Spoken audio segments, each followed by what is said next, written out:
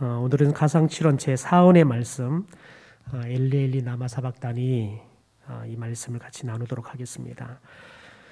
여러분은 누군가로부터 버림을 받아본 경험이 있으십니까? 더군다나 그 사람이 내가 가장 믿었던 사람이 나를 버렸다. 그런 경험을 혹시 해보신 분이 계시냐는 거지요. 여러분, 우리가 살면서 그런 경험들을 종종 하지요. 제가 고아원 사역들을 좀 하게 되었을 때 아이들이 가장 큰 상처가 뭐냐면 부모님이 자신을 버렸다는 사실을 아이들이 알았을 때 그게 가장 큰 상처가 된다는 거예요. 예전에는 고아원이 대부분 아이들이 부모님들이 돌아가시거나 그래서 부양할 가족이 없었을 때 오는데요. 요즘 고아원은 대다수의 아이들이 부모님들이 아이들을 보살필 만한 경제적인 여유나 아니면 환경들이 되지 않았을 때 임시로 이렇게 맡기는 경우도 많습니다.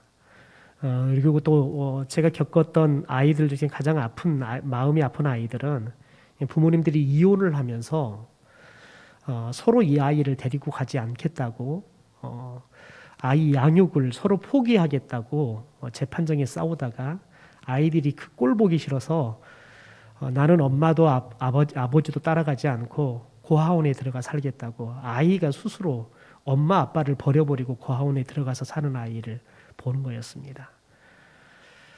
여러분, 그 아이는 부모는 물론이고 어른들에 대한 불신의 마음이 가득한 그런 상황으로 아이가 사는 거예요. 왜냐하면 세상에서 가장 자신을 사랑하고 아껴줘야 할 부모님이 자신을 버렸는데 다른 어른들은 자신을 사랑하겠냐는 거예요. 자신을 이해해 주겠냐는 거예요. 그래서 아이들이 교회에 왔을 때 야, 이렇게 조금 이렇게 큰 소리를 불러도 아이는 막 화를 내는 거예요. 자기도 모르게 자기 스스로를 방어하는 거죠. 왜냐하면 어른들 하면 자신의 부모님처럼 늘 자신을 버리고 자신에 대해서 늘 비난하거나 늘 잘못을 지적하는 그런 존재로만 이렇게 느끼니까 조금만 이렇게 소리가 좀 크게 들려도 아이가 굉장히 민감하게 반응하고 무조건 싸우듯이 이렇게 아이가 어른들에게 거친 말로 덤비는 것들을 봐요. 그게 부모의 버림으로부터 얻은 상처가 부모처럼 어른들에게 어른 누구나에게도 그렇게 자연스럽게 방어 기제로 작동하는 것들을 보면서 참 마음이 아팠던 그런 경험이 있습니다. 여러분, 우리가 지금 만나고 있는 예수님도 사람들에게 버림을 받지요. 특별히 3년 동안 동고동락하면서 늘 아껴줬던 제자들, 그 제자들조차도 예수님을 배반을 하고 도망을 갑니다. 여러분, 그런데 이 정도는 견딜만 합니다.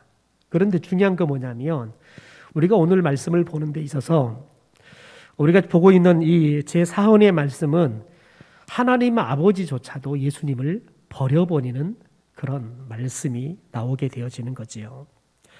그래서 예수님은 이 세상에서 온 우주에서 그 어디에서도 그 누구도 의지하고 믿을 수 있는 존재가 하나도 없는 그런 상황 가운데 놓인 거지요. 여러분, 사람은 이렇게 육체가 다쳐서 아픈 것보다 더 고통스러운 것은 뭐냐면 마음이 아픈 거예요. 육체가 아픈 것은 고쳐지면 치유가 되어지면 아픔은 가시게 되어 있습니다. 그러나 마음의 상처는 낫지가 않아요.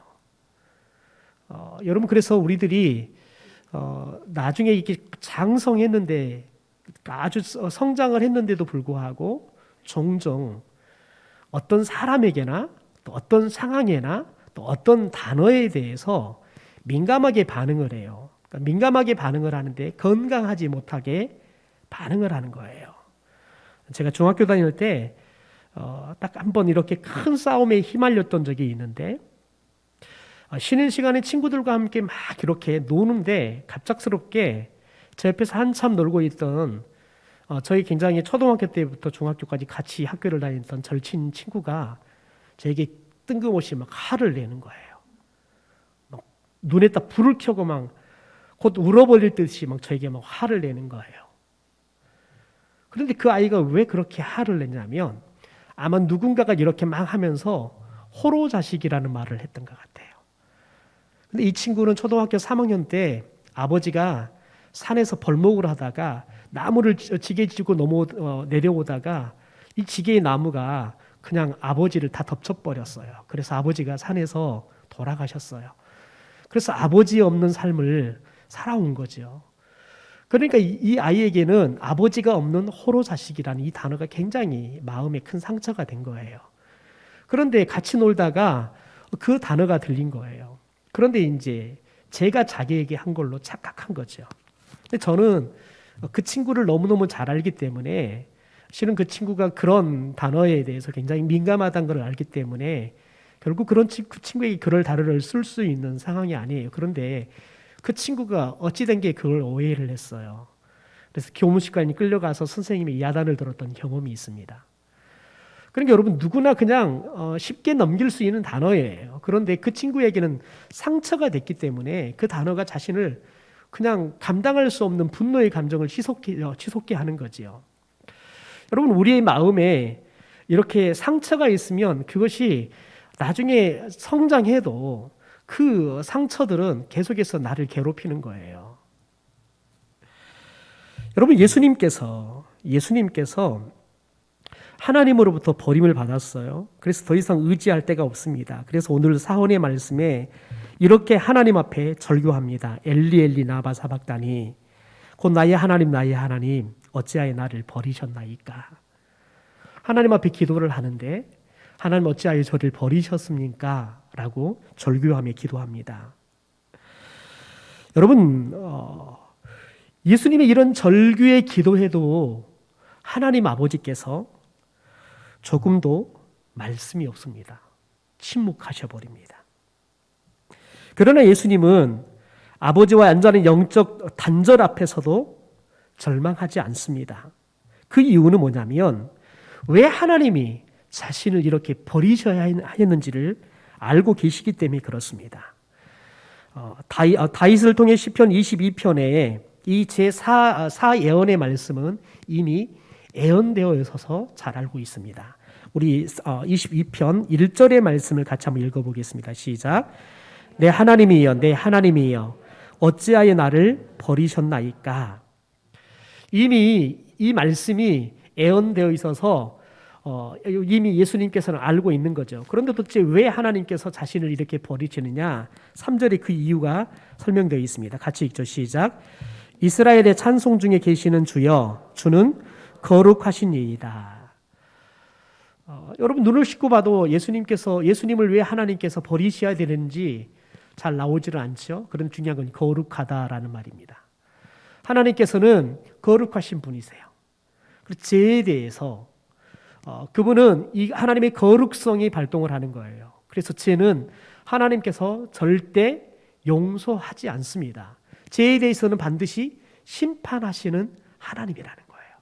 하나님께서 거룩하신 하나님이시기 때문에 우리 인간의 죄에 대해서는 반드시 심판하시는 하나님이라는 거예요. 그래서 예수님께서 왜 하나님으로부터 버림을 받아야 했느냐? 하나님이 사랑하는 인간들을 구원하기 위해서, 이 죄로부터 구원하기 위해서 예수님을 십자가 위에 버리셔야 한다는 거예요.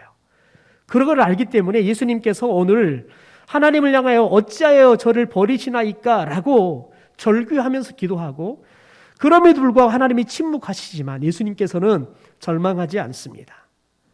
그리고는 하나님의 뜻에 그분은 순종합니다.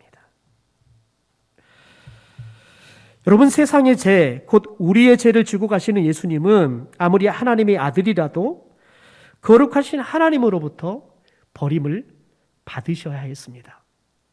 예수님이 죄가 있어서 버림을 받는 것이 아니라 하나님이 사랑하는 우리 인간을 구원하기 위해서 하나님으로부터 버림을 받으셔야 했다는 거지요. 그래서 예수님은 그 이유를 잘 알기 때문에 오늘 이 절규의 기도를 하면서도 그분은 하나님의 말씀에 그대로 순종하면서 마지막까지 십자가를 짊어지고 죽어 가시는 겁니다. 여러분, 주님이 이렇게 하나님으로부터 버림을 받음으로 인해서 저와 여러분이 죄와 사망으로부터 자유롭게 된 줄 믿습니다. 또한 믿음으로 거룩하신 하나님 앞에 우리들이 이제는 여러분 자유함으로 설 수 있는 거예요. 여러분, 저와 여러분이 어떻게 감히 하나님 앞에 이렇게 예배할 수 있어요? 예배할 수 없어요.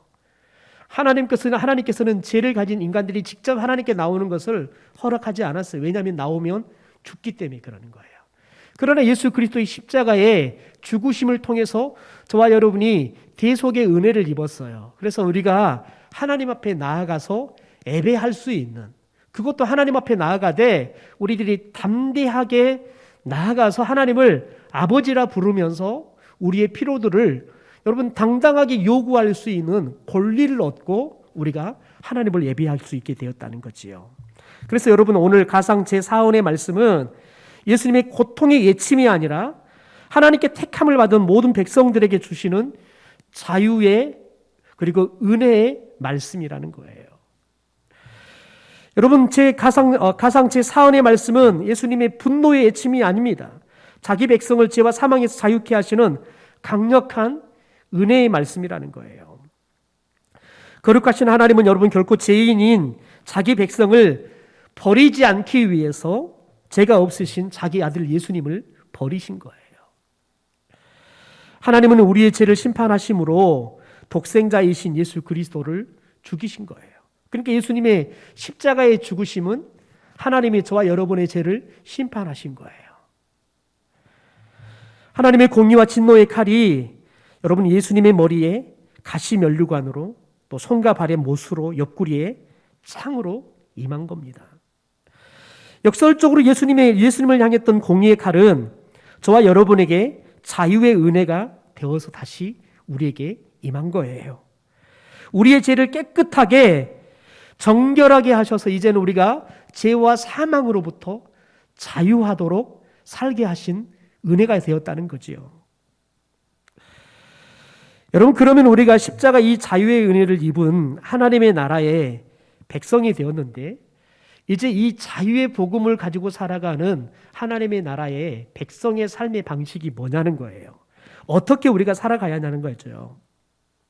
첫째는 여러분, 성도는 죄를 경계하며 살아야 한다는 거예요. 죄를 경계하며 살아야 한다는 거예요. 여러분, 우리가 자유를 누리지 못했던 것들은 죄 때문이에요. 저와 여러분이 여러분 죽을 수밖에 없고 지옥의 백성이 될 수밖에 없었던 이유는 뭐냐면 죄 때문이라는 거지요. 그래서 예수님께서 저와 여러분의 죄를 대신 지고 십자가에 죽으셔서 이제는 하나님의 공의 심판을 받으셔서 저와 여러분이 이 죄로부터 자유하게 하셨어요. 그러기에 여러분, 우리는 죄가 다시는 우리를 사로잡지 못하도록 이 죄에 대해서 경계하는 삶을 살아야 한다는 거예요. 죄를 경계할 때만이 여러분 우리가 하나님으로부터 받은 여러분 이 자유의 은혜를 마음껏 누릴 수 있기 때문에 그래요. 저와 여러분이 예수님의 십자가의 은혜를 통해서 하나님의 백성이 되었어요.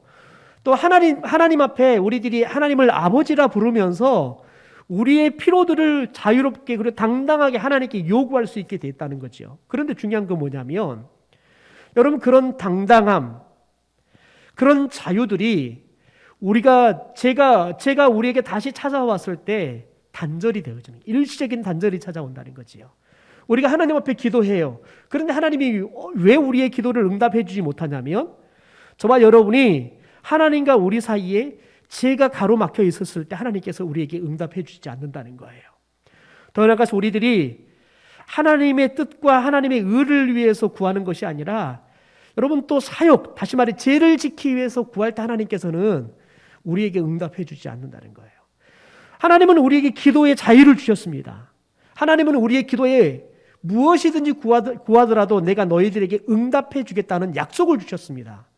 여러분, 그런데 이 기도의 자유와 하나님의 응답의 약속이 언제 여러분 우리들이 방해를 받냐면 저와 여러분이 죄에 사로잡혔을 때요.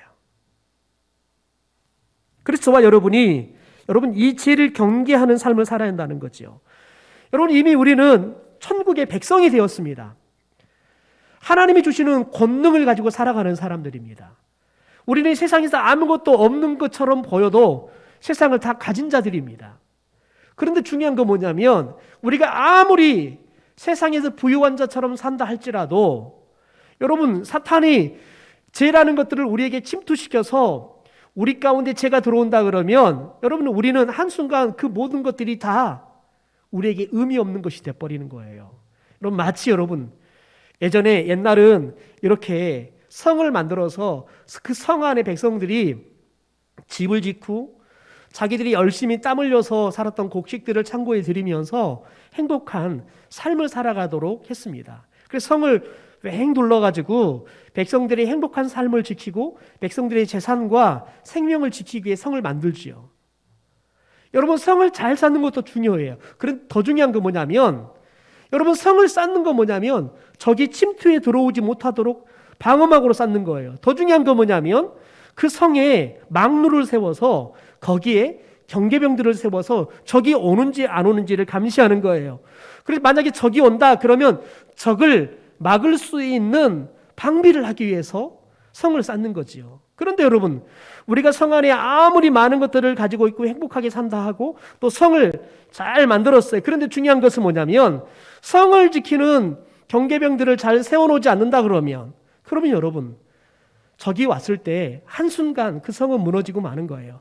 그 성 안에 있는 백성들의 부유함, 행복함들은 한순간 초토화되고 마는 거예요. 여러분, 저와 여러분이 하나님께서 우리에게 죄에 대해서, 사망에 대해서, 사탄에 대해서 우리가 자유할 수 있도록 복음의 은혜를 줬단 말이죠. 그런데 중요한 건 뭐냐면 다시 그 죄가 우리를 침노해서 우리를 그 자유로부터 우리를 포로로 잡혀가지 못하도록 죄를 경계해야 한다는 거예요. 여러분, 그러려고 하면 여러분, 우리들이 어떻게 하면 그 죄를 경계할 수 있을지 그 방법을 잘 알아야 한다는 거지요. 여러분, 성경은 죄가 우리들에게 침투해 들어오는 통로를 크게 세 가지를 이야기합니다. 그러면서 그것들을 너희들이 잘 경계해라, 잘 지켜라 우리에게 말씀하시죠. 첫 번째는 뭐냐면 하나님의 약속, 말씀에 대한 의심입니다. 사탄은 우리가 말씀에 대해서 의심할 때 우리에게 침투해 들어오는 거예요. 여러분, 아담과 하와가 왜 범죄했습니까?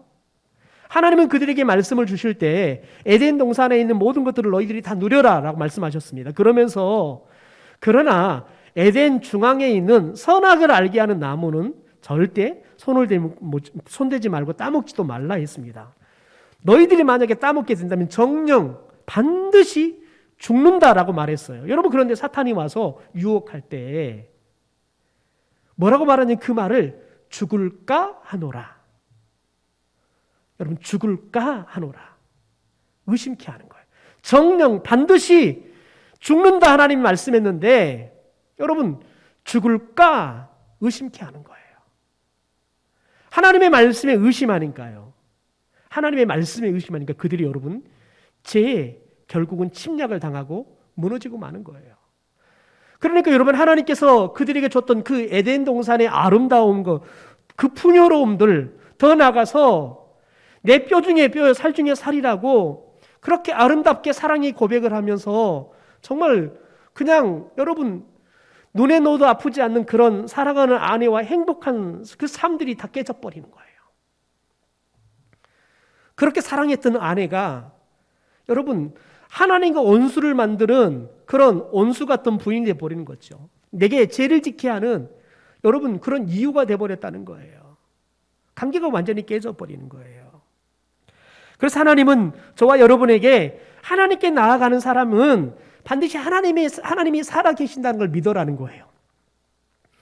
우리가 하나님께 나아가면 하나님께서 우리에게 상을 베풀어 주시는 분이라는 것을 여러분 믿으라는 거예요. 여러분, 그런데 우리들은 종종 그래요. 기도해놓고도 하나님이 들어줄까? 라고 이야기해요. 때로는 여러분 우리들이 가지고 있는 상식, 경험 이것들이 하나님의 말씀을 의심케 해요.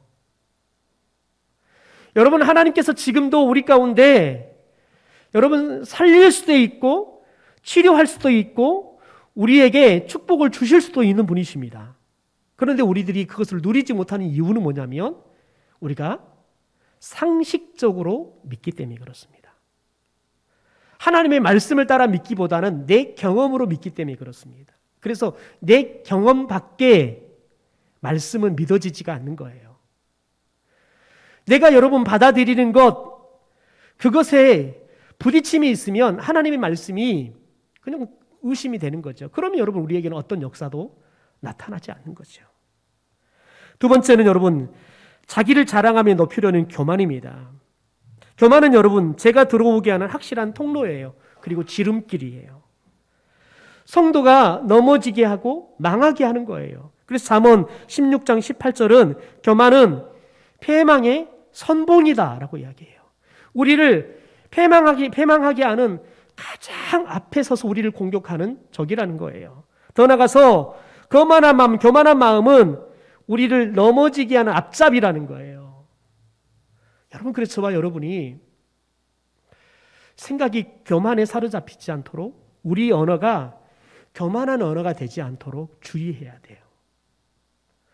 여러분, 저와 여러분이 생각하는 것은 여러분 그것이 나만이 그리고 하나님만이 그게 교만한지 아닌지를 알 수 있어요. 그런데 여러분 언어는 때로는 내가 교만하게 말해. 그런데 나는 그게 교만한지 아닌지를 모를 수 있어요. 그런데 중요한 건 뭐냐면 다른 사람들이 들을 때 교만하게 느낄 수 있다는 거죠. 그래서 저와 여러분이 생각에도 그렇고 교만에도 그렇고 우리 말에도 그렇고 이 교만함이 어떤 모양으로도 찾아오지 않도록 이 교만을 경계해야 되는 거예요. 여러분, 교만은 누구에게 찾아오냐면 자존감이 없는 사람에게 쉽게 찾아와요. 왜냐하면 자꾸 자존감이 떨어지면 본인 스스로가 자존감을 높이려고 해요. 여러분, 자존감은 자신이 높인다고 높여지는 게 아니에요. 하나님이 부어주셔야 되는 거예요. 하나님이 부어주셔야 한다는 거예요. 그런데 여러분 자꾸 내 스스로가 나의 자존감을 세우려고 하면 여러분 그건 어떻게 보면 자신감을 가장한 교만이 돼버리는 거예요. 어울리지 않아요. 다른 사람이 볼 때 어색해요. 다른 사람이 보면 그냥 마음이 불편해요. 세 번째는 여러분 하나님의 말씀을 거역하는 불순종입니다. 하나님의 뜻에 순종하지 않을 때 제가 재빠르게 우리의 영혼에 깊숙이 침투해 버리는 거예요. 왜냐하면 우리를 지키는 것은 하나님의 말씀이에요. 저와 여러분이 하나님의 말씀이 해제가 돼버리면 여러분 우리는 그냥 사탄의 여러분 침투를 당하는 거예요. 그러므로 여러분 우리는 죄를 경계하기 위해서 죄에 대해서 민감함을 갖고 있어야 된다고요. 죄에 대해서 아주 민감해야 된다고요. 조그만한 죄라도 그냥 넘어가면 안 돼요. 의심과 교만과 불순종이 들어올 때마다 여러분 우리가 이것을 100% 막을 수는 없어요. 그러나 그것이 우리에게 침투해 들어왔다는 사실을 깨닫는 순간 우리는 회개해야 돼요. 그걸 여러분 머뭇거리고 두면 안 돼요. 좀 시간이 있을 때 기회가 닿을 때 내가 하나님 앞에 회개하지. 아니요. 여러분 우리 안에 여러분 의심이 들어오고 교만이 들어오고 불순종이 들어오면 여러분 조금이라도 이것을 지체하는 순간 우리는 그것들이 우리를 봐주며 기다리는 것이 아니라 한순간 우리를 완전히 엄습해버려요. 그래서 여러분 회개할 기회도 잃어버리게 되는 거예요.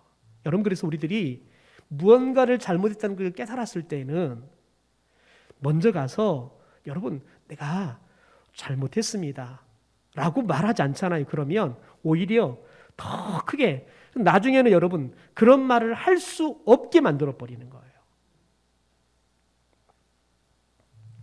그래서 언제나 회개함으로 저와 여러분이 하나님이 기뻐하는 삶으로 다시 돌아가야 되는 거예요. 잠언 28장 13절의 말씀을 우리 같이 현대어 성경으로 읽어보겠습니다. 자기 허물을 자꾸 감추려 들면 잘 되는 일 하나도 없다.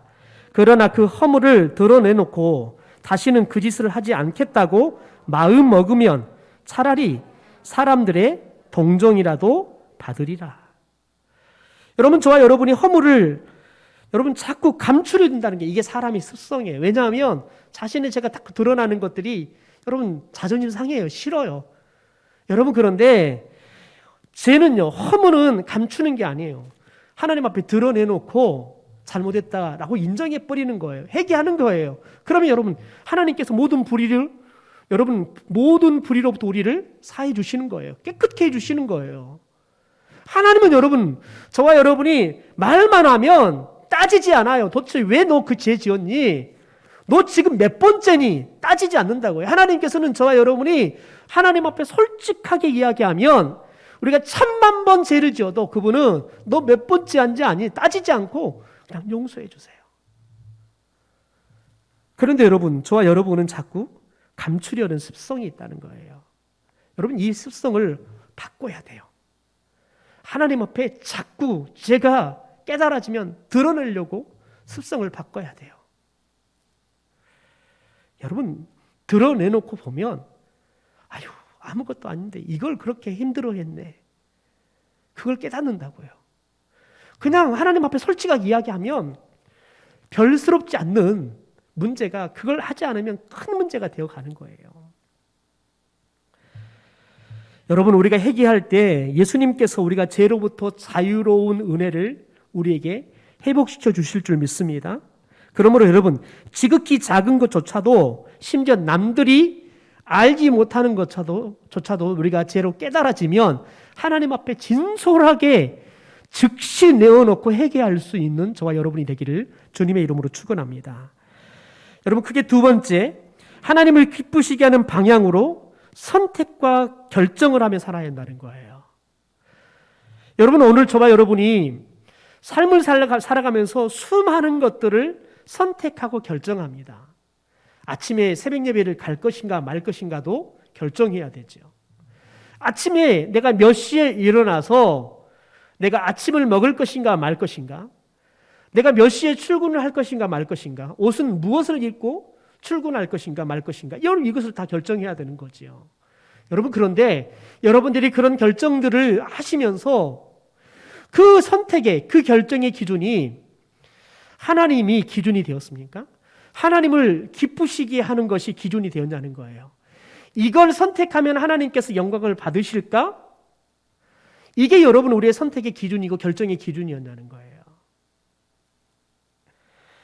여러분, 우리가 사랑하는 사람을 만나게 되어지면 그때부터 옷을 입어도 내가 이 옷을 입으면 내가 사랑하는 그 사람이 나를 더 사랑스럽게 볼까? 내가 어떤 식당에서 어떤 것을 먹자고 말하면 그 사람이 좋아할까? 여러분, 모든 것들이 다 사랑하는 사람에게 기준이 맞춰주기 시작하는 거예요. 여러분, 이게 변하지 않으면 여러분 평생 행복한 부부 생활을 할 수 있어요. 그런데 결혼을 하면 그게 변해요. 아이를 낳으면 여자들도 변하지요. 결혼을 하면 남자들은 변하고 아이를 낳으면 여자들은 변해요. 남편에서 기준이 자식에게로 변해버리기 때문에 그러는 거죠. 여러분, 그런데 저와 여러분이 무엇을 선택하고 결정하더라도 하나님이 기뻐하시는 방향, 그게 저와 여러분이 선택과 결정의 기준이 되어야 한다는 거예요. 그런데 여러분, 우리들이 하나님이 기뻐하시는 방향을 따라 선택하고 결정하는 것도 매우 중요합니다. 그런데 중요한 건 뭐냐면 우리가 거기까지 가는 것도 아주 귀한 믿음이지만 우리가 하나님 기뻐하시는 방향을 따라서 선택하고 결정했다 할지라도 우리가 선택하고 결정한 것을 이루며 살아가기는 쉽지 않다는 거예요. 심지어 여러분, 우리가 선택하고 결정할 때에는 분명히 하나님을 기쁘시게 하는 방향이 기준이었어요. 그런데 중요한 건 뭐냐면 그것을 해가면서 우리들이 하나님의 기쁨이 되지 못하는 경우들이 너무 많아요. 왜냐하면 저와 여러분은 하나님을 기쁘시게 하며 살아갈 수 있는 능력이 제로예요. 저와 여러분이 하나님이 기쁘시게 하는 그 일들을 선택하고 결정하는 것도요, 저와 여러분에게는 없어요. 그 능력이 없다고요. 성령께서 매 순간 하나님의 말씀으로 저와 여러분을 감동시켜 주셔야 돼요. 그래서 여러분, 우리가 우리의 믿음의 주, 우리의 믿음을 온전케 하시는 예수를 바라볼 이유가 거기 있는 거예요. 예수님을 바라보라는 것은 예수님의 말씀을 들으라는 거예요. 예수님이 지금 어디에 관심이 있는지 보라는 거예요. 예수님께서는 어떻게 이것을 하기 원하시는지 예수님의 식을 보라는 거예요.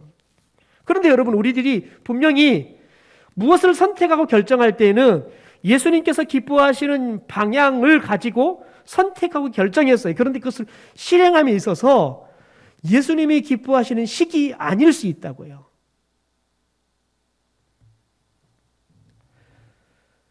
여러분, 우리 교회가 부흥하는 것도 마찬가지입니다. 교회가 부흥하는 것은 하나님의 뜻입니다.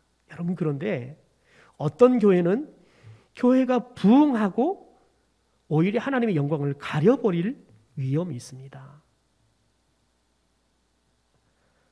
언제 그럴까요?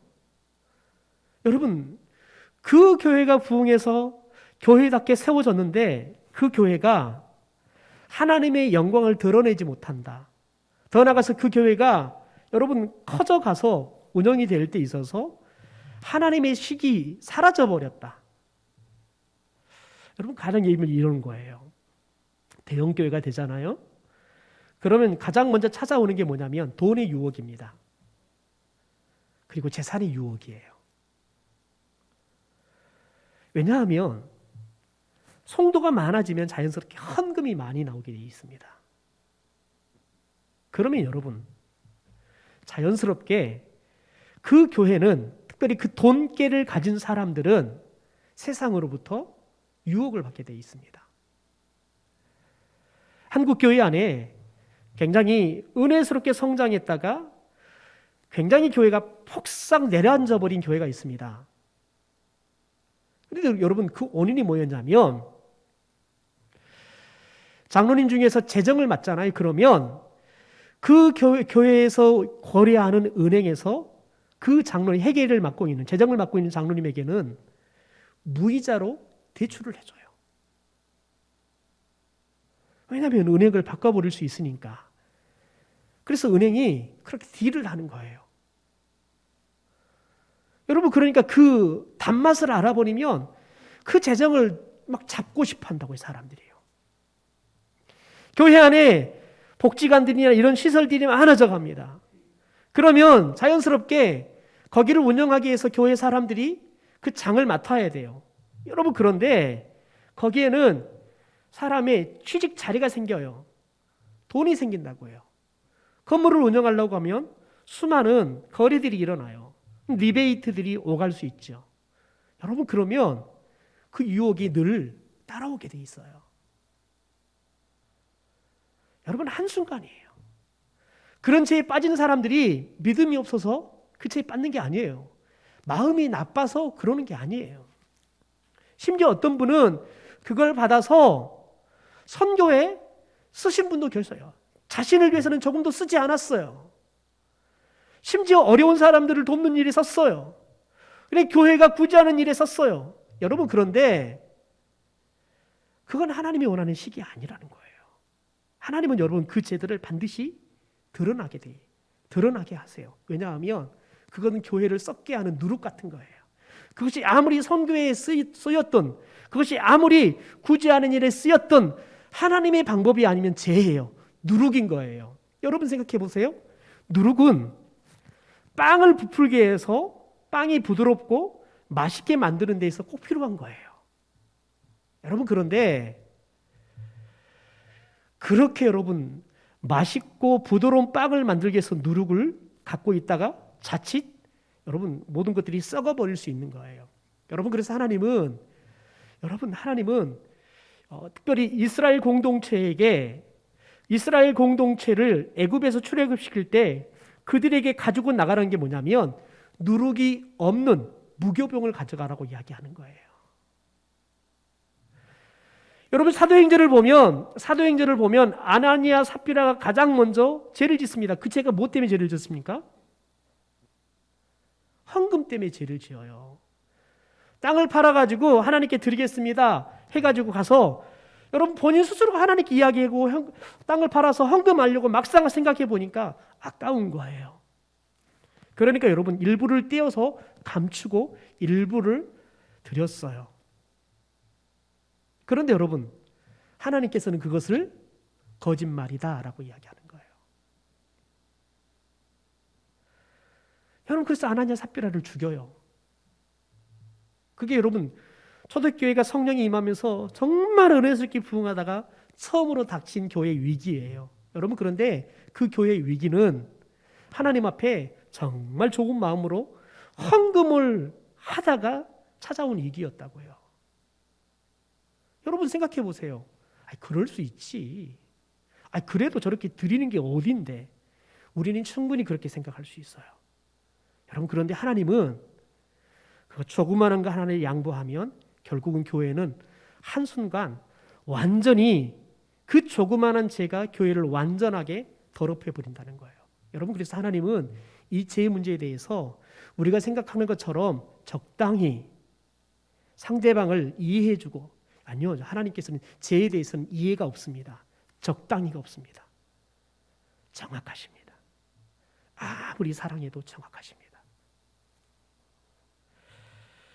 여러분, 그래서 저와 여러분이 하나님께서 기뻐하시는 방향으로 선택과 결정할 때도 전적으로 하나님의 은혜, 도우심을 의지해야 돼요. 성령의 이끄심을 의지해야 돼요. 더 나아가서 우리들이 그것을 결정한 대로 살아갈 때에도 하나님의 도우심이 있지 않고서는 제가 아무것도 할 수 없습니다. 여러분, 잠언 16장의 말씀을 보면 하나님께서 저와 여러분이 마음으로 계획하래요. 그러나 그 발걸음을 인도하시는 것은 하나님이라는 거예요.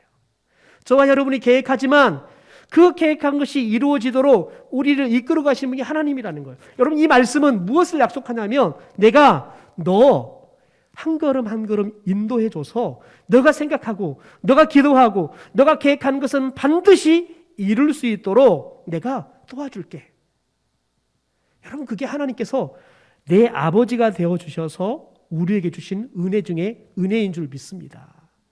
그래서 저와 여러분이 하나님 없는 삶을 사는 것처럼 어리석은 게 없어요. 마치 여러분 가장 확실한 백그라운드를 두고 그 백그라운드를 쓰지 않고 나 혼자 이루어보겠다고 애쓰는 바보와 같은 사람이 여러분 하나님 없이 살아가는 사람이라는 거예요. 여러분, 오늘 예수님께서 엘리 엘리 라마 사박다니, 여러분 이 사언의 말씀을 통해서 우리 가운데 예수님을 버리시고 하나님께서 우리를 여러분 하나님의 자녀로 얻으셨다는 거예요. 그래서 저와 여러분을 이제는 죄로부터 자유로운 여러분 삶을 살 수 있도록 우리에게 은혜를 베풀어줬다는 사실을 기억할 수 있게 되기를 소망합니다. 그러므로 이제는 더 이상 죄가 우리를 침노하지 못하도록 죄를 경계하십시오. 하나님의 말씀을 사모하고 그 말씀을 여러분 따라 살아가는 저와 여러분이 되어야 될 줄 믿습니다. 하나님이 기뻐하시는 방향으로 선택하고 결정해야 될 줄 믿습니다.